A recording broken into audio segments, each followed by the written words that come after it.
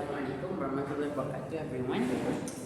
So, I am Brother Shafi'i. I will be the moderator for our online forum on the planning for our persuasive speech assessment. So, to my right, we have Mr. ID. Hi, I am Mr. ID. My entry number is 2518 to 91. And to my left, we have Mr. Mustaqim. Hello, I'm Mr. Muhammad Shukri Mustaqim. My metric number is 2511333. Now, for this assessment, we're going to do planning to prepare for our persuasive speech assessment in front of a professional guest. And so, the proposal that we're going to do is on a financial literacy day to tackle the problem of financial illiteracy among university students. So today we will be covering 5 things. Yeah, number 1 is persuasive theories. Number 2 is Malaysian evidence showing the problem of financial illiteracy among students. The third is international evidence that proves that financial literacy workshops do indeed work. Fourth is our 40-minute speech plan, problem, solution, guest choice, as well as the planning on the actual event, the financial literacy day.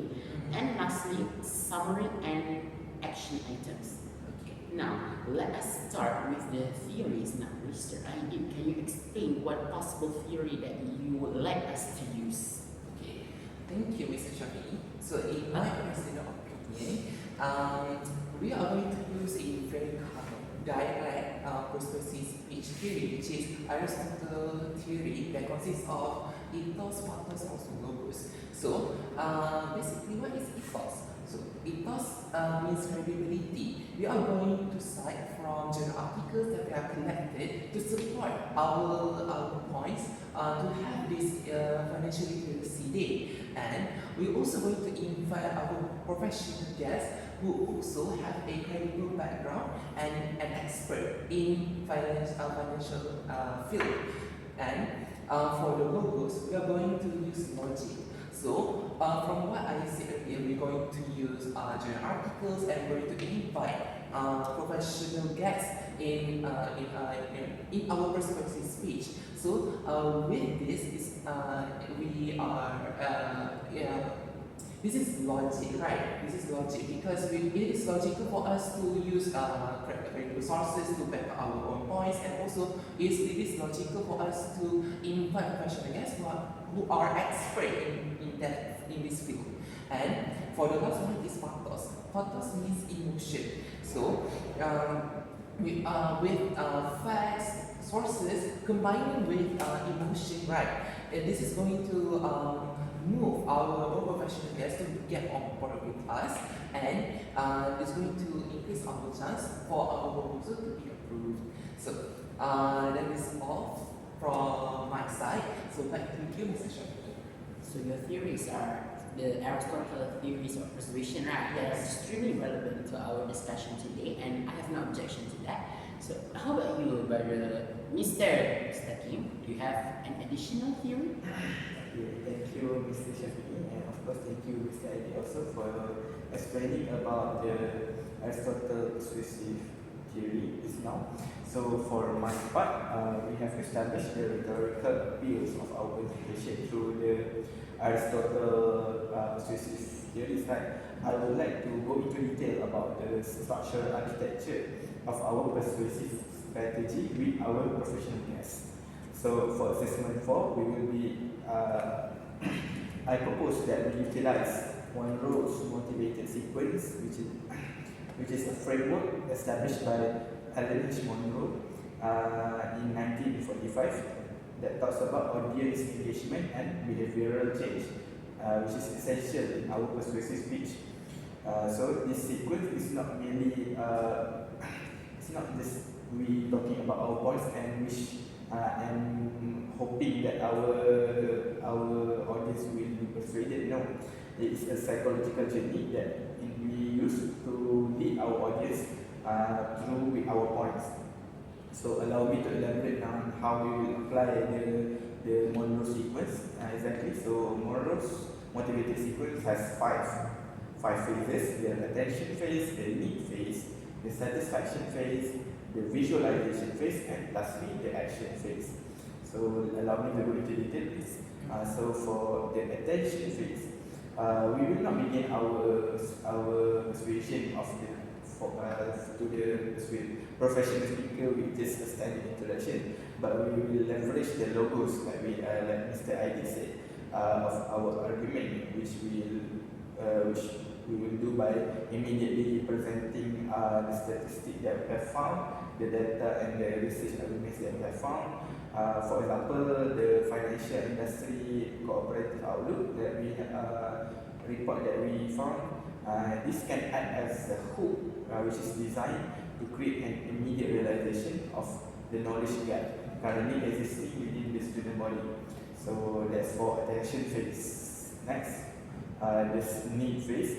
Here we will demonstrate that financial illiteracy is a systemic threat. Of course, our problem statement talks about financial illiteracy, right?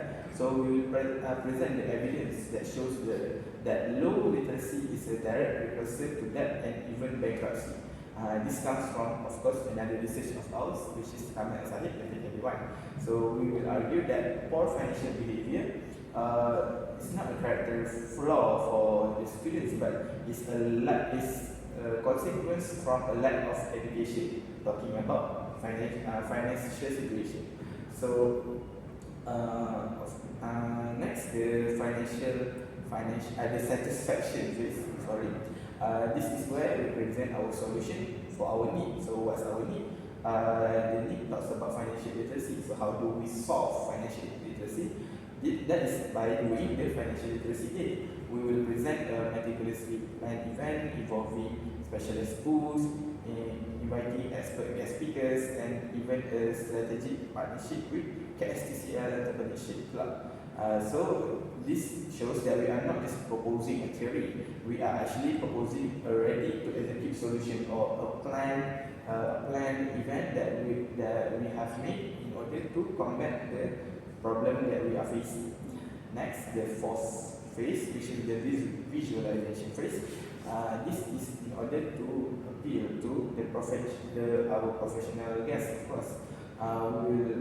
An example that I can give for our visualization phase would be we will make a contrast of two situations. So firstly, one situation we can do maybe a poster or a video or even a comic that represents a student who is financially literate, like he makes good financial decisions, and what consequences or not consequences, what benefit does he gain from financial literacy. So firstly we can do that, and to contrast to the first situation, we can make another whatever, we can make a video, poster, or a comic that talks about a student who is financially illiterate. Financially, he doesn't know how to manage his financial wealth. So we show the consequences. We show that whenever the student doesn't control their financial right, what happens to them? Maybe they go broke, they cannot eat properly or whatever. Okay.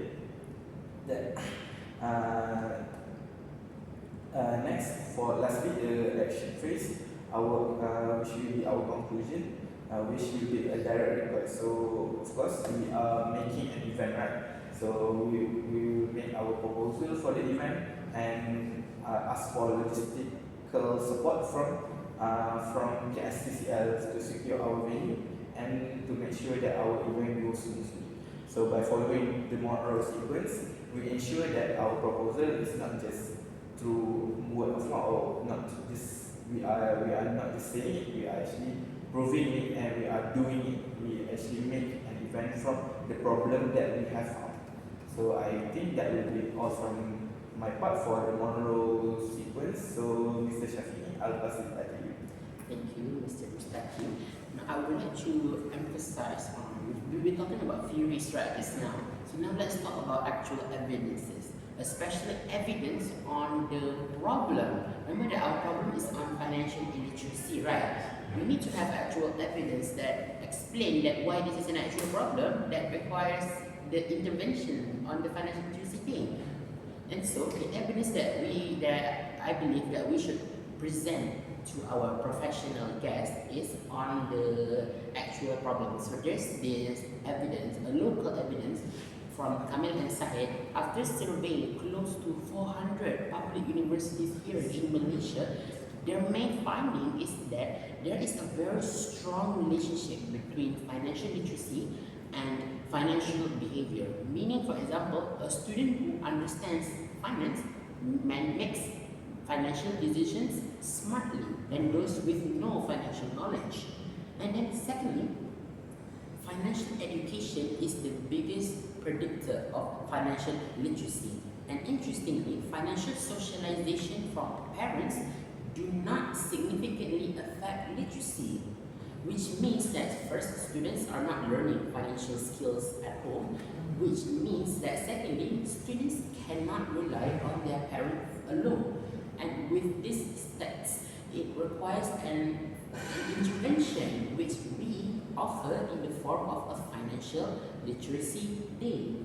So, Mr. Aidil, do you have any additional sources? Well, thank you, Mr. Shafiq. So for my part, yes, I do have an additional sources. So this comes from Richard and Chin 2023 from universities in Malaysia, conducted in-depth interview with 10 graduates. So from their findings, family and peers network are the biggest influences on financial literacy. They call this as impediments. So, as Mr. Shafiq said earlier, many children do not learn financial literacy at home. But from their own findings, family and peers networks are the biggest influence on financial literacy. So it means that in some household, when the parents itself teaches the children to do a basic financial literacy, for example, by saving at a young age, put their money into banks and let it grow, let it sit in the banks. And when the time comes, they can take it out and they can do whatever they want. That's also one of the most basic financial literacy that the children can do. But in some cases, the parents do not even bother to educate their own children about financial literacy. This is also related to the interview itself, which means many families rarely discuss financial management or investing in their children. Therefore, in the interviews also, they have included that the gender differences. Male students tend to have more diverse income sources. Meanwhile, female students are better at sticking to budgets. So, peer-to-peer learning is very effective. Students learn from friends who discuss savings, investment, and online seminars. So, this supports the idea of peer-led booth and collaboration with KSCCL Entrepreneurship Club, just as Mr. Musang has presented. So, as anybody would like to add more towards the evidence? Okay, I would like to. I have a point to add, but this is not a new research argument, but this is a prior set argument. As I said earlier on, I said about the FINCO report, right? The Financial Industry Collective Outreach. So to further simplify the logical core of our proposal, I would like to direct our attention towards our problem statement that we said. So our problem statement talks about the worrying financial illiteracy of students, right? And the most recent relevant data that talks about this is that touch on this regarding the Malaysian youth demographic is about the FICO 2023 report. So what did this report do exactly? This report serves as a critical diagnostic tool for our current situation, where because when FINCO, the FINCO surveyed Form 4 and Form 5 students, the various students who will be entering university, they discovered a gap that is quite alarming. They found out that 88.7% of students could not identify even two immediate actions that are required to plan their financial pathway after their SPM examination. So what does this say? This shows that students who will be becoming adults, who will enter university environment, they don't even know what financial actions or what actions they can do in order to make sure that their financial is secure. So essentially this proves that the youth or this high school students, they are lost on how to manage their financial. And so this demonstrates that the vast majority of student population of the current generation who will be entering tertiary education or university doesn't have a foundation compass for their financial future. And this is quite alarming because this shows that students are so unaware of their financial situation that and this can lead to many things. That will harm their future. Next, another thing that the FICO report found was this term that they call the paradox of desire. So in this data, the paradox of desire indicates that 79 found out that 79.8% of students have a strong desire to pursue further education. They want to pursue education in university level, right? Yet they are paralyzed or they are blocked by their financial constraints. This is very interesting because usually you may say when we hear that students don't want to pursue further education, it's because they are not interested, right, in pursuing it. But in this case, it talks about that 80% of students in high school actually want to pursue education, but they are blocked by the fact that their families facing financial problems, or they don't know how, or they don't know how to make, they don't know what financial situation that they will face during SPM. So in this report, they found out two primary anxieties or two fundamental questions that students they are very worried about. So firstly, how do I pay for it? Of course, because when we talk about entering university, of course we talk about the fees, right, the daily expenses that students have to face. So the first question that really bugs the students in high school's minds, is that they worry too much about how will I pay for my daily expenses, how will I pay for my semester fee, how will I pay for my college fees, all of that question overwhelms their mind, and in the end they don't pursue higher education because of that. And another question that the report found was that what are the entry requirements? So this question indicates that students worry way too much on the entry requirements, the financial entry requirements when entering university. Because as we know, when entering university, we have the entrance fee and the fees that we need to pay in order to be able to enter into university, right? So that fee in itself strikes fears into students when entering university. So they believe that it is way too much, that they believe that with their financial constraints, these fees are way too overwhelming for them. So this data informs every aspect of our proposed financial literacy day. So we are not designing this event just because we want to. We are actually responding directly to the findings that we found. So our event will feature three major things. Firstly, PTPTN and scholarship information booth. This is to provide the direct answers to the how do I pay question. So as we know, PTPTN covers our entrance fee, our semester fee, and all that.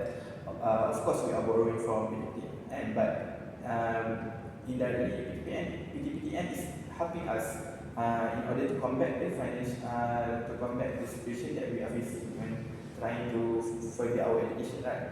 So PTN and scholarship, of course, the scholarship boost is to make sure that students before they're faced with SPM, to make sure that they are ready, and to make sure that they perform during their SPM in order to get their own scholarship, in order to make sure that their financial in university level or in university life is secure.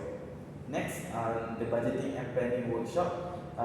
This is to address the planning deficiency noted in the 88.7% statistic.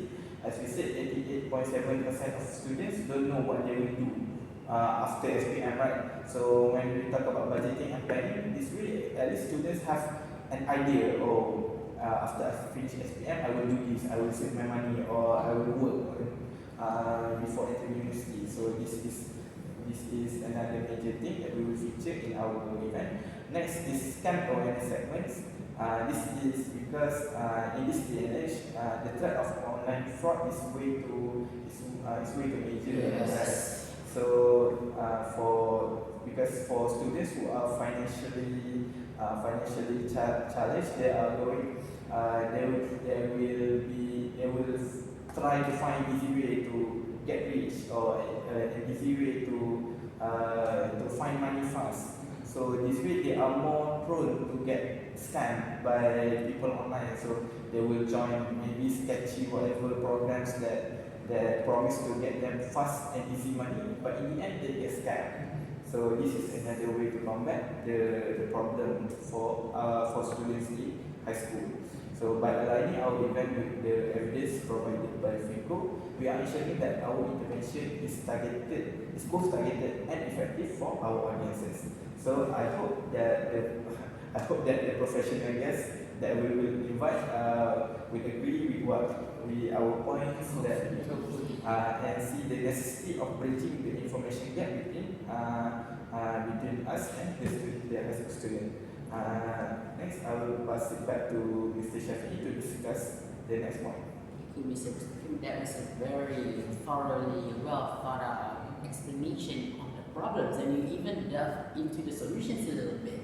Speaking of solutions, I would like to present to you guys about some evidences that I have found to back the need for our solution. This is the Financial Literacy Day, right? The first one is by Lusardi and Messi, 2023, which talks about why financial literacy, the concept of financial literacy, is important in the first place. Well, that is because financial literacy helps people make savvy financial decisions, including being less influenced by what they see online, not having the fear of missing out or FOMO, having better understanding of their current financial situations, and being more comfortable using basic financial instruments. Now, speaking of the savvy financial decisions, do you guys have any examples of that? Well, to me, savvy financial decision, basically, we don't even, for example, if we go on Shopee, right? If we go on Shopee, if we see the certain item that we really want, we don't immediately buy those items that we truly want. We will put it in our cart and let it sit for a few days. So when we do that, we don't even have the pressure to actually, I need to buy this now, I need to buy this now, because we have the financial literacy knowledge not to immediately buy things that we actually want. We need to wait until a certain period, and if we, after that certain period has passed, if we truly felt like, I truly need this, then we buy those items. That way we can truly manage our own financial budget, and also we we can avoid overspending on items that we truly want to buy. Prioritize the needs before our wants. Yes, needs before wants, always. Another thing I would like to add is quite an underrated way that people show their financial literacy is that they invest, or they save. They save whatever extra money that they have into their ASP. Just leave it, right? Yeah, leave it, because in ASP, what you said, it will grow like slowly, right? With the dividends. with the dividends provided. So I believe that that is another great way. Very underrated. Very Not a lot of underrated. students know that. Yeah, not a lot of students. You get money by doing nothing. Yeah, essentially. Yes, that's very good. And here's the thing, what the evidence that I've just mentioned, it is based on an analysis of over 30 countries. So this is a very universal issue, and when it's a universal issue, that means there is a demand for it, right? There's a demand for an intervention. And for the intervention, there is another evidence by Rodriguez Pasmina and Berenice Fleming from 2023 that studied financial literacy campaigns and shown that they are indeed effective when they include 4 key components: money management, financial planning, appropriate products, and financial knowledge. So one example of a campaign is, for example, an urban campaign which is very similar to our proposed financial literacy day, provide the key mechanism in financial education. In other words, it is an alternate form of the traditional classroom financial education. It is in the form of a full day program that is full of booths, exhibitions like the one that Brother Mustaqim has just said. So that is on the international research that supports having a financial workshop. Now I would like to proceed with our speech plan, problems, solution, as well as the guest choice. Mr. Aidin, can you take the lead? Yeah, okay, thank you, Mr. Shafi'i. So for our upcoming persuasive speech assessment, so for the introduction, I will start the introduction and I will introduce you guys to our professional guest, and I will give some information about our professional guest backgrounds, also what she expressed in. And after that, I'm going to use attention and also me using FINCO's statistic and Kamil and Shahid's findings to you could think that as a hook for our first introduction to our proposal. This is to make our professional guests to immediately pay attention to our proposal. So moving forward, Mr. Mustaqim will do this satisfaction by having a detailed plan of financial literacy day, such as booth, speakers, KSCCL collaboration, and also the budgets that we intended to in.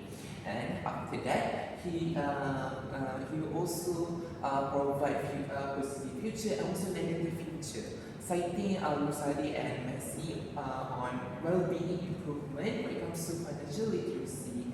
And after Mr. Mustaqim already finished his talk, he'll pass it to Mr. Shafi'i, and you will talk about call to action, a request lecturer to endorse, help with the venue, and also invite colleagues who are expert in giving a speech about financial literacy and giving insights to students who don't have financial literacy yet.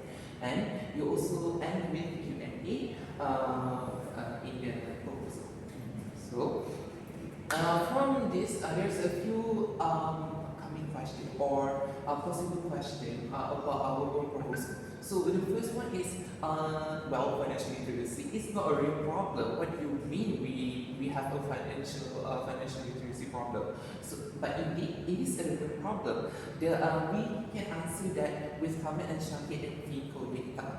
And the second one is student will not attend. Student feels like this one is a boring plan. It doesn't have anything useful to it. There's no benefit. But indeed, it has a benefit towards it.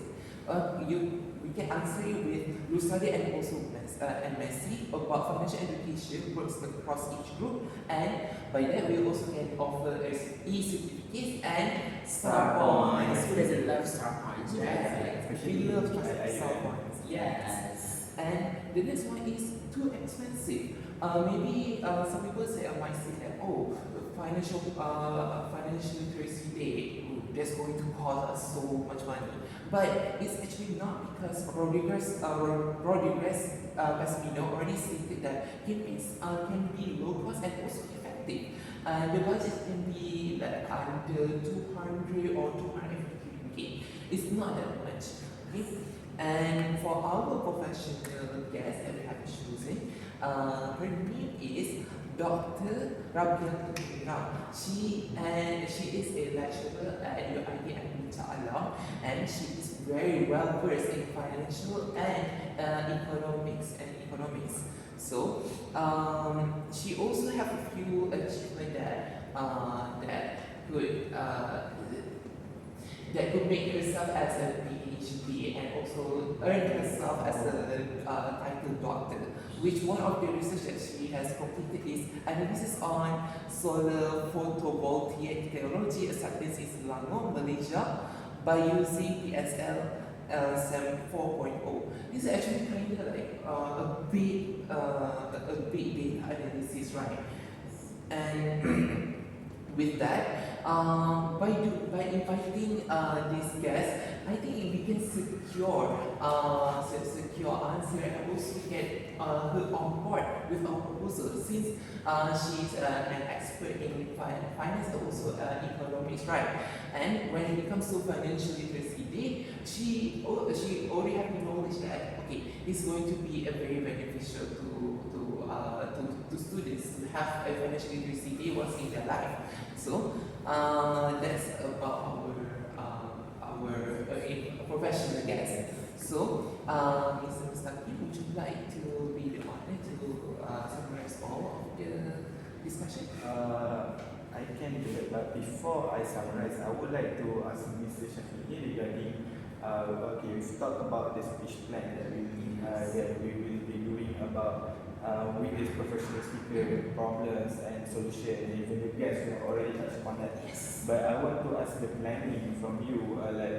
We can discuss it between all three of us, but I would like to ask what is the plan that we will do for the financial literacy day itself, the D-Day itself.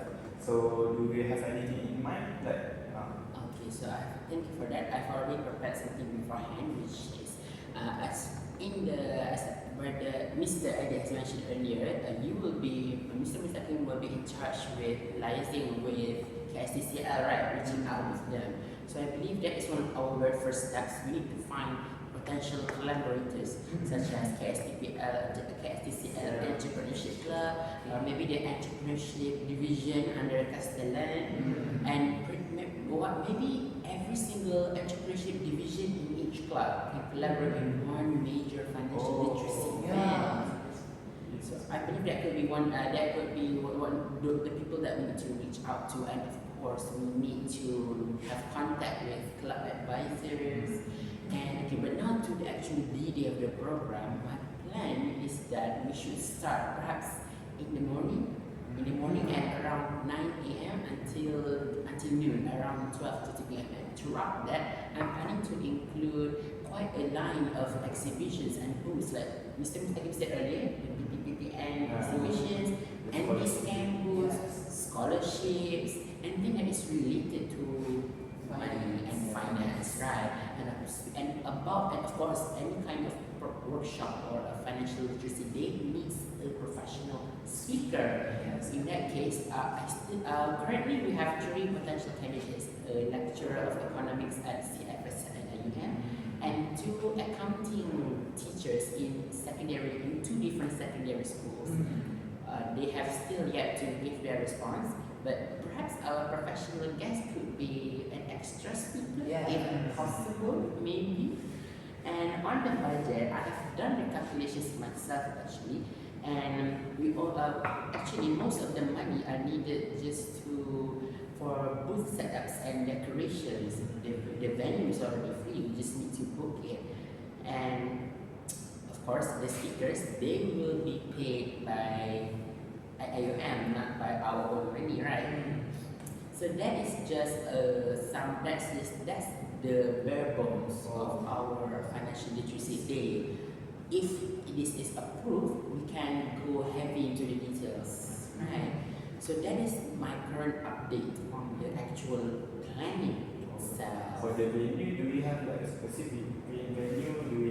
Do we do it at KCCL, or do we do it in convention hall at the shared facility? Convention hall will be the perfect, because I believe I want this to be a very huge program that is collaborating with entrepreneurship division from each club. And of course, since it is in the shared bag, it means it is open For to everyone. all. It's open to public because knowledge, especially financial knowledge, should not be gate kept, right? Yeah. It should be given and spread so that everyone makes good financial decisions, So right? everyone in Edu Hub Pagu can Educate and beyond. and beyond. Yes, Oh, your yes. family, your friends, your cousins. That way, I believe if we do make this event a reality, I believe that we can even send out invitation letters to universities, to entrepreneurship club from other universities also, because from my experience involving in other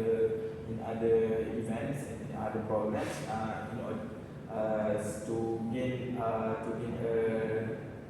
further reach from outside universities, we make invitation letters and we send it to the representative from each university. So I think we can try doing that. And this is not be our first time actually. When it comes to things involving money, we have collaborated with universities such as USIM and UPSI. In fact, next week there is an entrepreneurship business talk, Yeah. in which we collaborate with UPSI, if I'm not mistaken. Okay. Yeah, UPSI and UMK. So we have reached out with those. We can reach out with them again. Oh, we have the power to do so. Yes, because we have done it before, so maybe we can do it again, right? Yes. Because it's for something that is very similar. So that is the very much the very not beliefs the outline of what we planning to do. Wait, I wanted to ask you, how about vendors? Food vendors. Yes, food vendors. Of course, we cannot have a huge program without food, right? Otherwise, the people will go hungry. Yes. So of course, since if you're doing a convention hall, that means we have outside the convention hall in the parking. There's a huge parking lot. That place could be filled entirely with food vendors. We can take. I have tried to reach out with vendors for our Tuesday market. Yeah. Yes, the vendors from our Tuesday market and the vendors from Pago Jaya as well, to bring them together to open their stalls in front of the convention hall. That's a very good plan. Yes. This way we can attract more attention More from students. more Yes. students. The more the merrier. Yes, but student does not like the idea of food. There's a food Yeah, stall. Every exactly. student does go to food stalls, right? So with that established, maybe we can proceed with the summary. Okay, thank you, Mr. Shaki, for the very great outline that on our DD planning.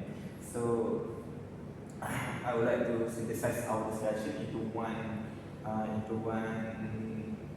part, one clear roadmap for our assessment for persuasive speech with our professional guests.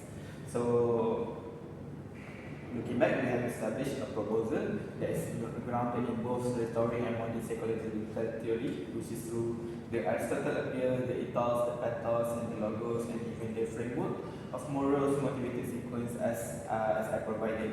So our argument is actually supported by quite a few selection of key research sources.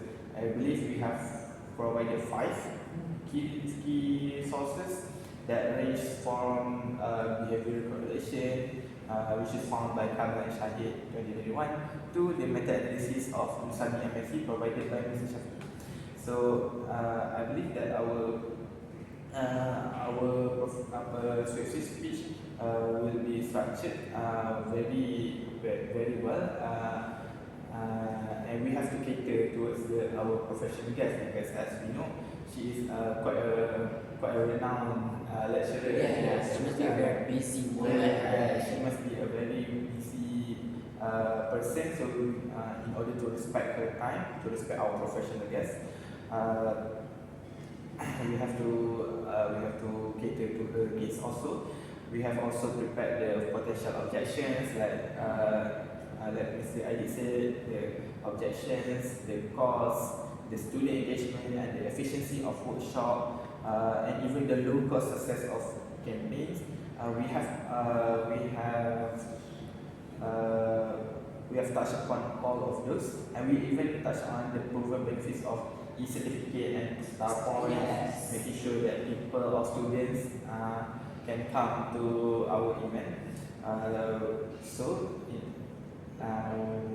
To move on, to ensure that we are fully prepared for our meeting with the professional guests in week 14, I will be assigning each of us with these following action items. So please take note of these action items, please. Firstly, Mr. ID, you will be the spearhead of the creation of our visual presentation.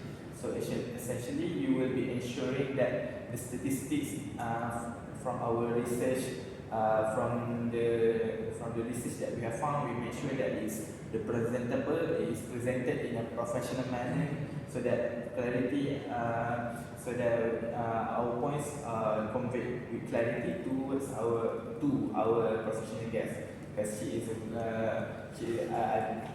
I believe she is a very It's a woman with a very tight schedule. Yeah. 30 yeah, minutes. she's very well versed in this. 30 minutes. Yeah, she's very well versed in this particular topic. So I believe we need to be professional and we need to convey it clearly to her.